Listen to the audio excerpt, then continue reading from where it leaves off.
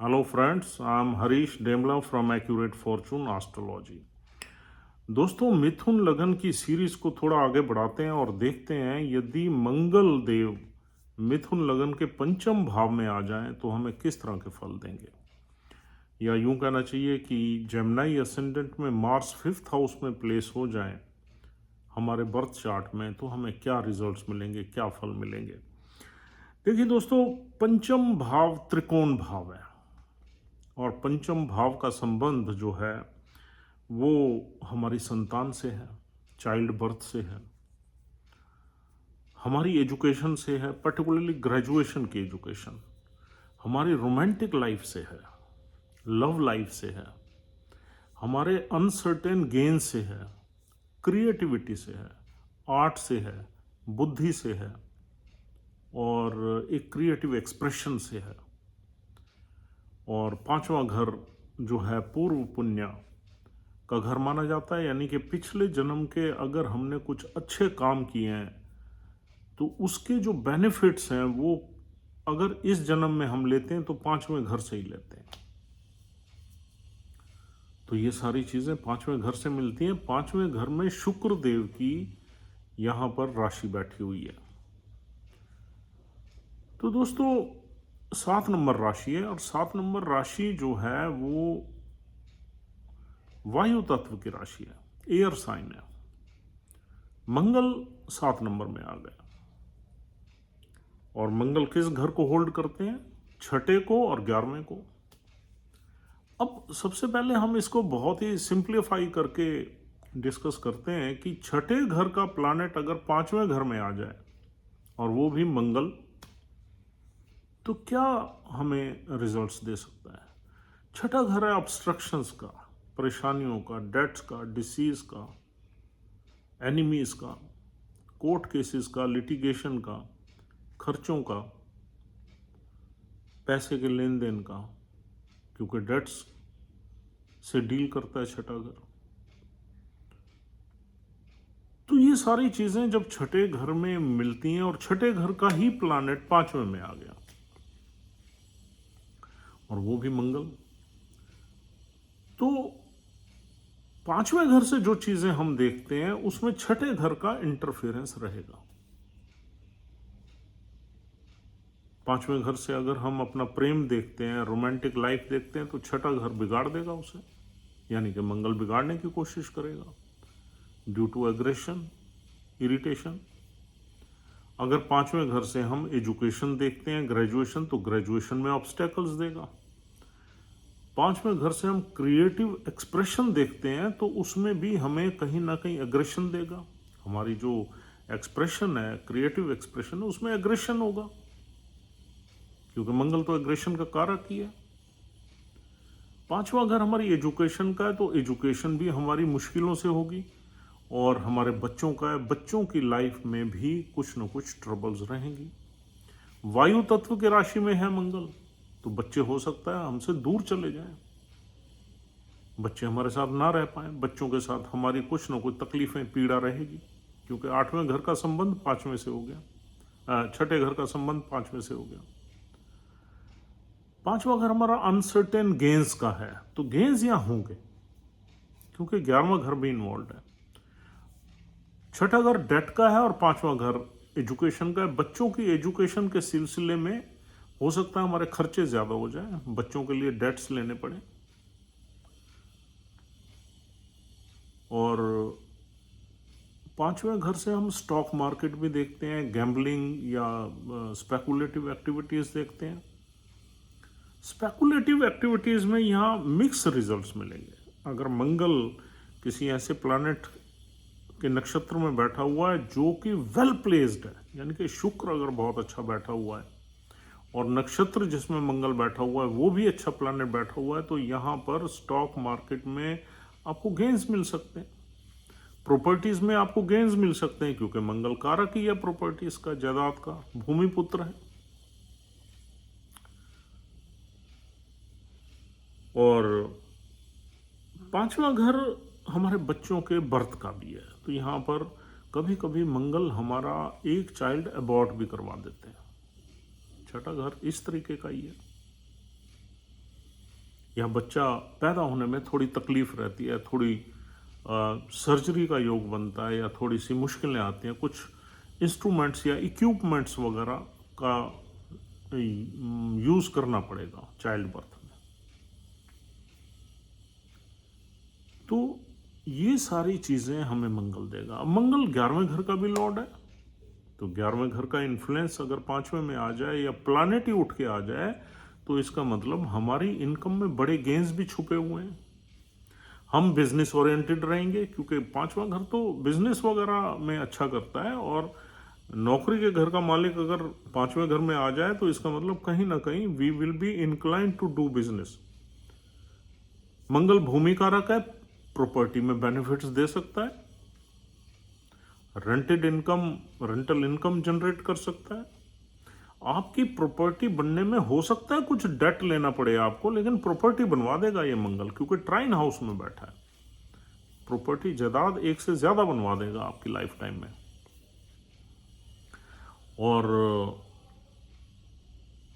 प्रेम करने में आप बड़े पैशनेट रहेंगे प्रेम प्रसंग में, लेकिन वो प्रेम हो सकता है बीच में उसमें कुछ मुश्किलें आ जाए। आपकी जो इच्छाएं होंगी वो भी यहां मंगल हिम्मत करके मेहनत करके आपकी पूरी करवा देगा, क्योंकि इच्छाओं के घर का मालिक है। छोटी मोटी बीमारी के घर का मालिक है, पेट में थोड़ी सी प्रॉब्लम दे देगा, पेट के घर में बैठा है। कुछ पेट में सर्जरी भी करवा सकता है। जितने भी हमारे पेट के छोटे छोटे ऑर्गन्स हैं, अपेंडिसाइटिस ये वो, तो इनकी सर्जरी भी मंगल यहां पर करवा देता है। और 11वें घर से हम देखते हैं हमारा नेटवर्क सर्कल। नेटवर्क सर्कल से पैशनेटली ये एंगेज्ड रहेगा, क्योंकि वहां पर इसकी अपनी राशि है। मंगल वहां से अपने घर को देख भी रहा है, तो अपने घर को संभालेगा। और बड़े भाई बहनों से भी यथाकथा थोड़ी आर्ग्यूमेंट्स रहेंगी, लेकिन अच्छे रिलेशंस रह सकते हैं, क्योंकि 5वां घर ट्राइन हाउस है, ऑस्पिशियस प्यार भरा घर है ये। लेकिन मंगल के अपना एक स्वभाव है, तेज स्वभाव है मंगल का, तभी तो इसे सेनापति बोलते हैं, कमांडर इन चीफ बोलते हैं, आर्मी ऑफिसर बोलते हैं, पुलिस वाला बोलते हैं। बिजनेस अगर इंसान करेगा तो बिजनेस में भी अपर हैंड इस इंसान का रहेगा। और 11वां घर हमारे रेगुलर गेन्स का, रेगुलर इनकम का है, तो यहां पर उसमें थोड़ी सी कमी देखी गई है कि आपको जब भी गेन्स होंगे सडन, मतलब बड़े गेन्स होंगे, लेकिन उसमें रेगुलरिटी या कंटिन्यूटी में थोड़ी दिक्कत रहेगी, क्योंकि मंगल ऐसा ही प्लैनेट है। आज आपको दे दे 5 लाख रुपए दे दे, फिर 15 दिन महीना आप बैठे रहो, ऐसा ही प्लैनेट है ये, झटके से ही देने वाला प्लैनेट है। मंगल यहां बैठ जाए तो पुत्र की प्राप्ति के योग भी बन जाते हैं। लेकिन अगर शुक्र मजबूत हो, शुक्र एग्जॉल्टेड हो या अच्छे साइन में हो, ऑस्पिशियस हाउस में, तो पहले पुत्री होगी। मंगल और शुक्र में जो भी प्लैनेट मजबूती से बैठा है, जिसकी डिग्निटी ज्यादा है, अब मंगल गुरु के ही नक्षत्र में बैठ जाए, गुरु ऊंच का बैठ जाए, विशाखा नक्षत्र में अगर मंगल बैठ गया और गुरु ऊंच का बैठ गया, या गुरु अच्छा ही बैठ गया इस चार्ट में, तो फिर पुत्र होगा। अगर शुक्र ही अच्छा बैठ गया तो पुत्री होगी, और मंगल किसी राहु वगैरह के नक्षत्र में बैठ गया तो फिर पुत्री के चांसेस बन जाएंगे। यहां से मंगल देखेगा 8वें घर को, 8वें घर की चीजों को हैंडल करेगा, क्योंकि मंगल की डिग्निटी अब अच्छी है, 5वें ट्राइन हाउस में, 8वें घर के ऑब्स्टेकल्स को हैंडल करेगा, अपने इन लॉज से कुछ प्रॉपर्टी के बेनिफिट्स लेने की कोशिश करेगा, और हो सकता है ससुराल पक्ष से इसको कुछ प्रॉपर्टी के योग भी बन जाए। इनहेरिटेंस में भी मंगल कहीं ना कहीं अपने जॉइंट एसेट्स में या अदर्स प्रॉपर्टीज में या अदर एसेट्स में या ससुराल पक्ष से कुछ ना कुछ ये एसेट्स ले लेगा, इनहेरिटेंस ले लेगा, और 8वें घर के ऑब्स्टेकल्स को भी अच्छे से कॉम्पिटेंटली मैनेज करेगा, क्योंकि मंगल की जब ऊंच की राशि पे उसकी दृष्टि है तो मंगल का इंटरेस्ट रहता है उस राशि में, उस राशि को जब मंगल देखता है तो वहाँ से बेनिफिट्स लेने की कोशिश करता है। और फिर मंगल की 7वीं दृष्टि तो अपने घर पे दृष्टि तो अच्छी रहेगी, जो कि इनकम वगैरह में ब्लेस करवाएगी। और ये इंसान जो अपनी एजुकेशन को अपने इनकम जनरेशन में यूज करेगा, यानी कि when you are using your educational qualities to generate your income, then definitely इस तरह की प्लेसमेंट काम आती हैं, जब इनकम के घर का कनेक्शन आपके एजुकेशन के घर से बन जाए। और अब यहाँ पर मंगल की दृष्टि 12वें घर पे भी है। 12वां घर किसका? खर्चे का है। खर्चे तो यहाँ होंगे, डेट्स वगैरह भी हैंडल करने पड़ेंगे, खर्चे भी हैंडल करने पड़ेंगे। खर्चे आपकी किसी भी तरह के हो सकते हैं, बच्चों से रिलेटेड हो सकते हैं, अपनी ट्रैवल से रिलेटेड हो सकते हैं, हॉस्पिटलाइजेशन से रिलेटेड, बीमारी से रिलेटेड हो सकते हैं, लेकिन खर्चे होंगे। अब देखते हैं मंगल यहां पर किस नक्षत्र में मिल सकता है। देखिए, पहला नक्षत्र है चित्रा नक्षत्र। चित्रा नक्षत्र में अगर मंगल देव बैठ गए तो चित्रा नक्षत्र मंगल का अपना ही नक्षत्र है, उसके 2 चरण मिलते हैं यहाँ 0 डिग्री से 6.4 डिग्री तक अगर मंगल बैठा हुआ है तो चित्रा नक्षत्र में मिलेगा। चित्रा नक्षत्र में मंगल की डिग्निटी बढ़ जाएगी। अब अपने ही नक्षत्र में आ गया मंगल। Mars is comfortable in Chitra नक्षत्र, और यहाँ आदमी में कुछ न कुछ क्रिएटिव आर्ट वगैरह रहती है। चित्रा नक्षत्र क्रिएटिविटी का है, शो बिजनेस का है, तो यहाँ पर मंगल की डिग्निटी अच्छी होगी। अगर अब बुध की प्लेसमेंट, जो कि लगन का लॉर्ड है, उसकी अगर अच्छी हो गई तो यहाँ मंगल के अच्छे रिजल्ट्स ज्यादा मिलेंगे, क्योंकि अपने नक्षत्र में 11वें घर का मालिक भी है। हाँ, छठे घर के झंझट जरूर रहेंगे जो हमने आपको बताए। और दूसरा नक्षत्र है स्वाति नक्षत्र। अब देखिए, स्वाति नक्षत्र में अगर मंगल देव है और राहु 12वें घर में बैठ जाए तो विदेश में भी ले जा सकता है, एजुकेशनल परस्यूट्स में। यानी कि मंगल स्वाति नक्षत्र में, राहु 12वें में आपकी ग्रेजुएशन में बाहर ले जाएगा। स्वाति नक्षत्र में आप टेक्नोलॉजी में एजुकेशन ले सकते हैं, टेक्निकल फील्ड में रह सकते हैं। और अगर राहु की प्लेसमेंट कहीं ऑस्पिशियस हाउस में है तो भी यहाँ मंगल मिक्स रिजल्ट्स देगा, क्योंकि राहु के नक्षत्र में मंगल कंफर्टेबल नहीं है। एग्रेशन बढ़ जाता है, गुस्सा बढ़ जाता है, और कुछ अनटुवर्ड प्रॉब्लम्स भी हो जाती हैं। अगर मंगल राहु के नक्षत्र में हो और राहु की दृष्टि भी मंगल पे पड़ रही हो तो खराब रिजल्ट्स मिलते हैं। तो हमारी लाइफ में कुछ न कुछ एक्सीडेंट्स, कुछ न कुछ कोर्ट केस, पुलिस केस वगैरह हो जाते हैं, अगर राहु की दृष्टि भी मंगल पे हो। एक तो मंगल राहु के घर में ही बैठा है और फिर राहु की उस पे नजर भी है, तो राहु डैमेज करता है मंगल को।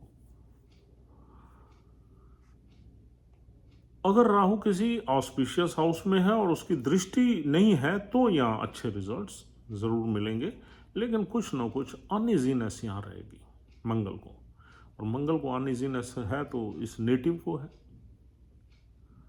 और अगर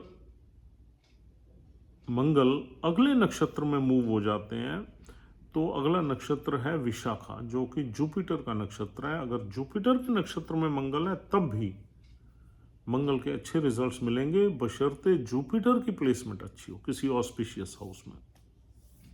जुपिटर की प्लेसमेंट अगर छठे, 8वें, 12वें में हो गई तो थोड़ी सी दिक्कत रहेगी। हाँ, 12वें घर में एक फॉरेन कंट्री की सेटलमेंट का या वहाँ एजुकेशन लेने का सीन जुपिटर बना देंगे, अदरवाइज खर्चे वर्चे ज्यादा रहेंगे।